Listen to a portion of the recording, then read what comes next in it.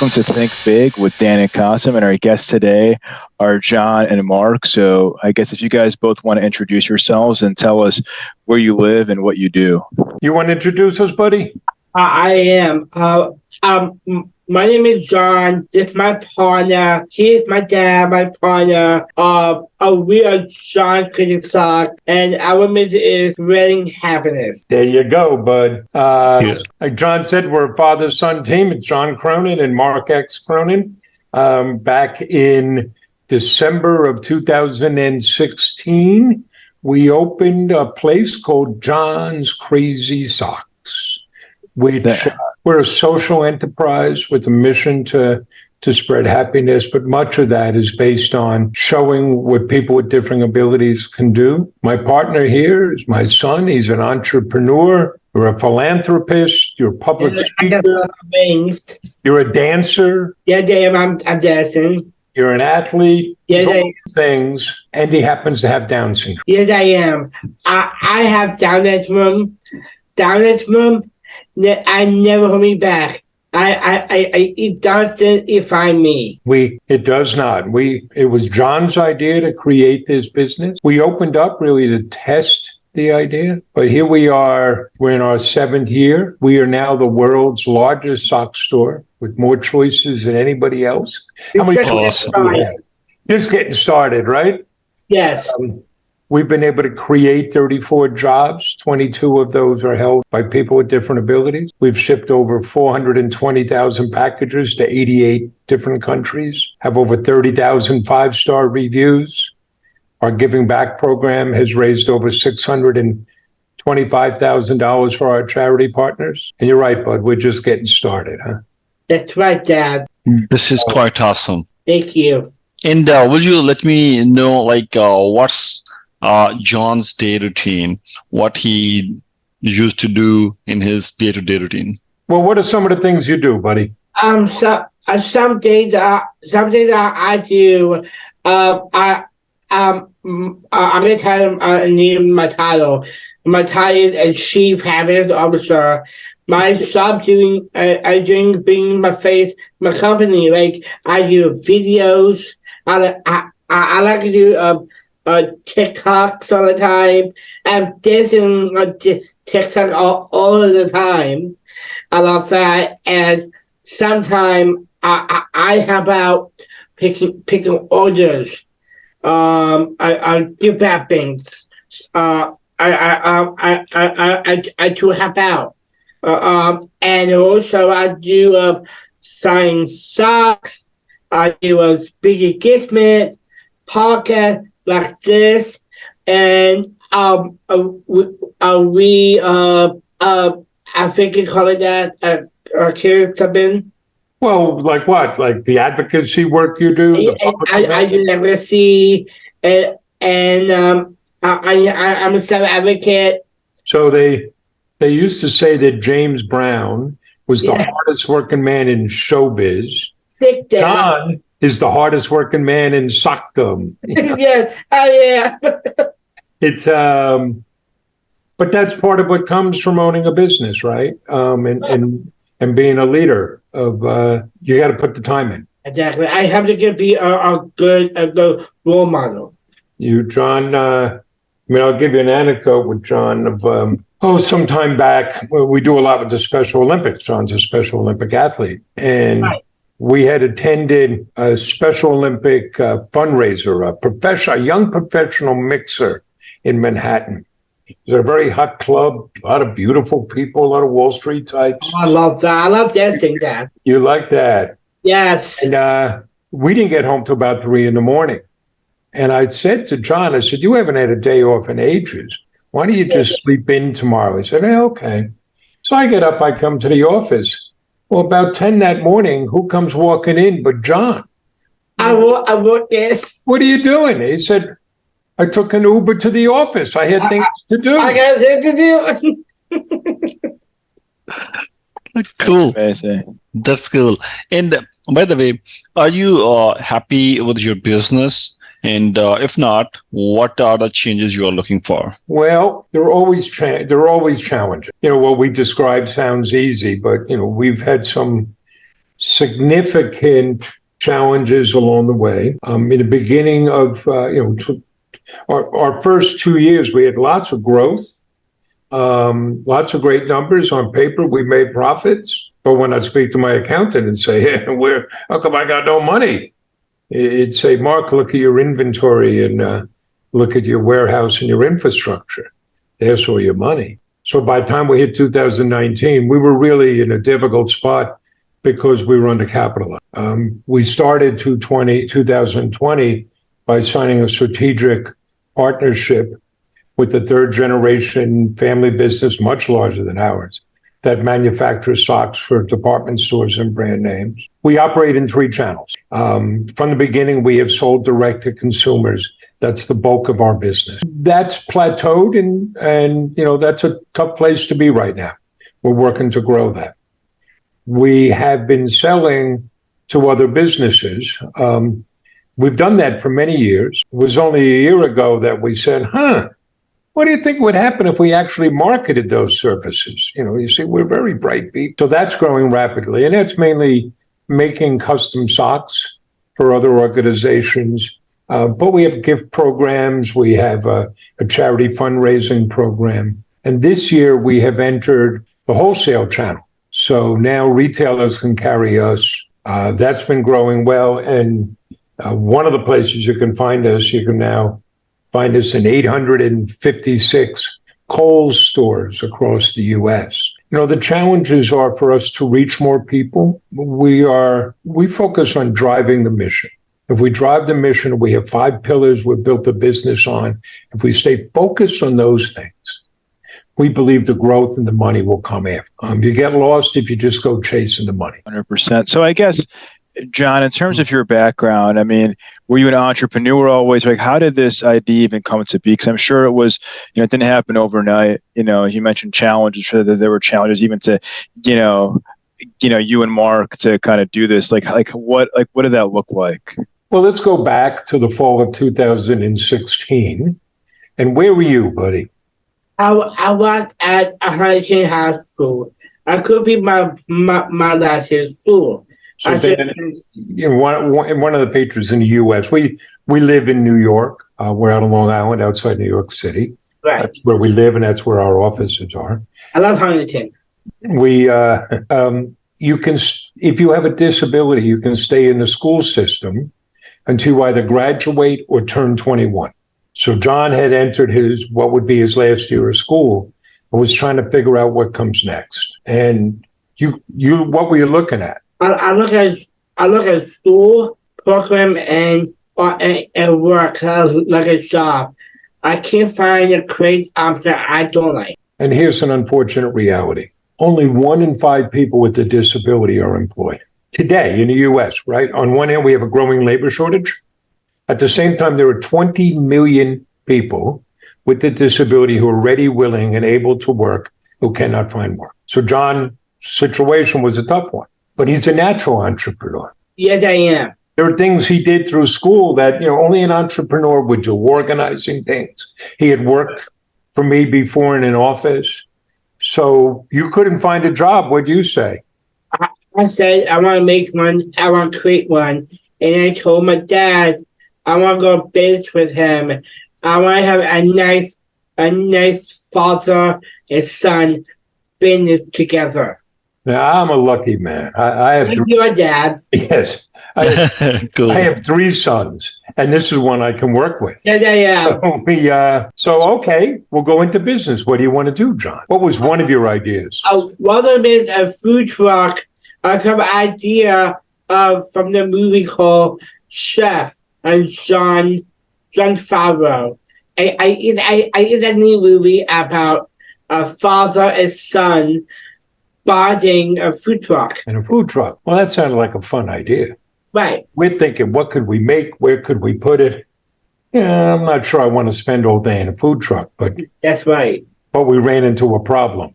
We both can cook. Yeah, we can't cook. So it wasn't going to be a food truck. But then... And then I had plenty of ideas. Right. And I said, I want to sell crazy socks. White socks. It's fun. It's colorful. It's creative. It always let me be me. I wanted crazy socks my whole life. We used to drive around looking for these socks for John. Right. So we figured if he loved them that much, surely other people would too. And at that point, what we decided to do was to go the lean startup route. Let's just get something up and running and see how people respond. So John already had the name. Yep, I got my name. I drew a website. He had the idea to, let's sell online. Yeah. So we built a website on the Shopify platform, got a little bit of inventory. We're bootstrapping. We do a lot of speaking engagements now and speak at a lot of schools. And we got asked not long ago by a student, what exactly does it mean to bootstrap? You have to make do with what you have. So the only marketing we did was to set up a Facebook page. And I'd take out my cell phone and we made videos. And who do you think was in those videos? I am. I talk about socks. I have a catchphrase. A catchphrase is socks, and more socks. Right from the beginning, we knew how we wanted to lead the business. We knew what it was about. Right? We knew the purpose. It was right from the beginning. We're just going to spread happiness. We're going to spread joy. We're going to do it with socks. We're going to wow customers. Not chase transactions, but look for relationships. And it helps to have a partner like John, who is a natural entrepreneur. Yes. There's no, we got asked once again by a student, well, who did you have to ask for permission to do this? John, just all along, this is what we're going to do. Right. It wasn't a question of, do you think it'll work out? It was, this is what we're going to do. Now let's go figure that out. And let's go learn and see what will happen. So when we started, it was just the two of us. So for that first day, and we didn't know what to expect. We got 42 orders the first day. Most of them were local here on, which made sense. He was in high school. We lived in Huntington. We had temporary office space there. So we delivered the first ones. We did home deliveries. We got red boxes, put the socks in a box. Said it needs something else. What else did we put in? I put a digging note. I wrote penalized, and I put some candy. The 100 Kisses. We loaded up with Hershey's Kisses and filled up the car and drove around, and you knocked on doors delivering socks. I did. How the customers respond? Yes, customer response. They love the socks. I take a picture with me and the socks and share it on social media. A word again I spread. We had customers ordering again just to get John to come back to their door. It was pretty awesome. Awesome. And we still embed that, right? We got these 5 pillars: inspiration and hope, giving back, fun products you can love, make it personal, make it a great place to work. But that making it personal, to this day, what goes in every package? Every package get a ticket note from me, penalized, and they're putting candy. It's no longer Hershey's Kisses. No. Awesome. Not since we got the email from the woman in Florida. Yeah. You may not want to send chocolate to the south and the warm. We put lollipops in. Yeah. On the packing slip, you see the picture and name of the person who packed your order, because part of the experience, of being a customer, you get that package. On the outside, you see John's smiling face. You see the bright colors. It's already telling you something. This is going to be good. You open it up. You get your socks. You get that thank you note. You get the story of John's Crazy Socks and the Giving Back program. You get the candy. You see the picture of the people you're helping us employ. You're not just getting socks. It's an experience. Right? And we're always telling people, you buy from us, you're going to get great socks. But you're helping us employ people with different abilities. You're helping us give back. Most of all, you help us spread happiness. And if we can just keep driving that, we'll be okay. That's something really cool. I was gonna ask John why I will buy your socks, but I got my answer. You are not just selling socks, you are spreading positivity along with smiles and a lot of love, which is something I think the most precious thing. I won't ask you what is the stuff of your socks, why your socks are good. So like you are giving something more precious than it's worth. So that's great. It's, there are a couple of things there, right? One of our pillars, fun socks people can love. But what's embedded in that, you've got to have the goods. We've got to have a great website. We've got to have great selection. We got more selection than anybody else. The products have to be great. 30,000 5-star reviews. If you know about Net Promoter Score, our Net Promoter Score is a 94. It's off the charts. We do same-day shipping. We guarantee your happiness for 2 years. If you don't like, I don't want your socks back. We're going to replace them. Our happiness creators are the people who deal with our customers.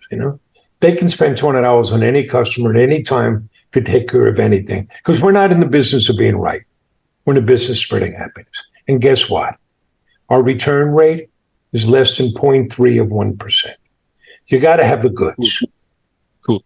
But at the same time, if all we're doing is selling socks, we're lost. No, we've gone out and counted. It turns out there are exactly 1 gazillion sock companies out there. If all we're doing is selling socks, what do you say? But that's not what we're doing. Yes, we're selling socks, but there's this meaning and purpose behind it. So at the end of the day, we're not really a sock store. The socks become the physical manifestation for the story and the mission. So it's a feeling, we hear from customers all the time. I put your socks on and they just make me feel good. They make me happy. That's amazing. So I guess, we always ask this question because we're in technology. I know, John, that you mentioned social media, you mentioned your website, but I guess how else is technology impacting your business day to day? I always have this kind of a maximal approach. We want the machines to do what the machines can do, to free us humans up to do what only we can do. And it doesn't happen overnight. So I'll give you, a couple of examples. Managing the warehouse and our shipping. So when we started, boy, what a mess. We had everything on wire racks. And we'd have a couple of surges from some media appearances or some viral events. Watch what you ask for, you may get it. And it would send us into a tizzy for 2 weeks. Well, now we have married the Shopify system to a rigorous enterprise system. So we are really accurate in where we at and what we're doing. It helps us in the way we organize our warehouse, manage that inventory. So our shipping errors are 0.2 of 1% because we weigh things, we scan, we weigh things when they go out. So that's one example of adding the right technology to support what we do. Another one, when we started, you have to know, you have to recognize what you don't know. So neither of us had a background in retail or in fashion or running a warehouse. I spent much of my career in the healthcare field, and I managed healthcare management firms and technology firms. You take what you can. To me, processing sales orders is quite similar to processing claims. It's the same methodology. But so one of the things I would do when we were first starting off, and I don't know if you know of Kurt Elster and the Unofficial Shopify podcast. So I would listen to Kurt's podcast, and to me, it was a cookbook. He said, do this, we did that. So one of the very first technology, that we added, and Shopify, I think, is really good about this. they've created an ecology that you can build around and really customize and add on to what they have. So we added the email management Klaviyo, which has grown really well and it's really been great for us. That technology gives us a way to communicate and work with our customers, though it's always got to be more than technology, right? You got to know what you're doing and you have to be true to yourself. So we're looking to develop relationships. You know, one of the things that you guys know in e-commerce, every time you send out an email, you're going to get some sales. It's really tempting to send a lot of emails out. And there are some companies I get multiple emails a day from. Who the hell wants that? Nobody, no person wants that. So we're very careful in what we send out. We clean the list all the time. If you stop opening our emails, we stop sending to you. We don't want to bother you. Mm-hmm. We send out 2 emails a week, generally, maybe 3. One of them is an email from John. And it's just John talking about what he's doing. It's not a sales email. We're not pitching anything. It's just sharing that experience. We get a 65% open rate. Another use of technology, you know, you need a system to be able to manage your interactions with customers as they come in. You know, you could think about a CRM, but particularly something to support that. We looked at a lot of the existing ones, and we found this small one that was just starting off. And we're willing to take that risk of being the big fish in the small pond when someone is starting. It was called Gorgias. And when we first started with them, when we would chat to, if we had a question, it was the CEO answering the chat. Well, now they're a $100 million company, but they had a new technology and a new way of being able to support our customers, and that was really helpful. So those are a couple examples of the technology. We're trying to figure out now how best to use AI to serve our customers. Some of our folks kind of a knee jerk of, no, it's impersonal, but you come back to that approach and say, let's have the machines do what the machines can do to free us up so we can do what only humans can do and build on those relations.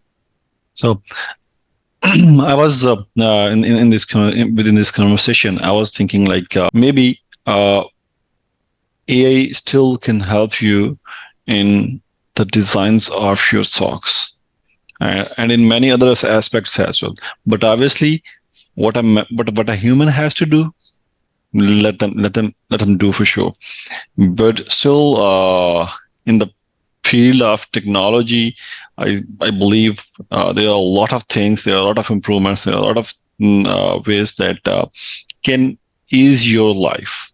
So I'm not sure your prospect on it, but yeah, still there's a way you tell AI, hey, AI, make new designs of socks for me on the basis of my likeness. This is my likeness. These are my current designs. Make new designs, and AI will generate new designs for you.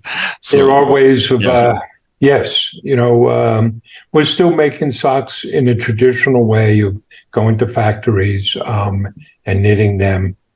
But I think that's going to change radically. I think what's happening, particularly with 3D printing, is we're going to get, that mass personalization. Mm-hmm. It's not going to be we have 4,000. It's going to be you can get whatever you want and fast and tailored to your size. Though I do think, so here's something that happened when word processing started becoming available. When everybody had access to word processing capabilities, you would speak to editors, and all of a sudden their authors were turning in documents and proposals at double the length of what they were before. Why? Because if you're going to type or handwrite, that blank page can be really daunting. You just give me that blank screen with a cursor and I'll fill it up and I'll write and I can dictate. And you know what? I'll go back and fix it later. You never really do. And so it got to be much larger. And now, well, we can generate AI. I could go and, I wrote a blog article earlier today. I can get AI to write 10 blog articles for me. None of them are going to be particularly good. They won't be bad, but they won't be particularly good. Yeah. We're already overwhelmed with information. There's going to be even more out there. And I think that's going to beg for two things. One is curation. Go out there and separate all the, what's the technical term? Get rid of all the crap and tell me what it's worth looking at. And the other is integrity, something that is genuine. I think there's going to be an even greater value to that. 100%. So just to wrap, John, what advice do you have for any aspiring entrepreneur? If somebody's thinking of starting a business, what advice do you have for them? Sure.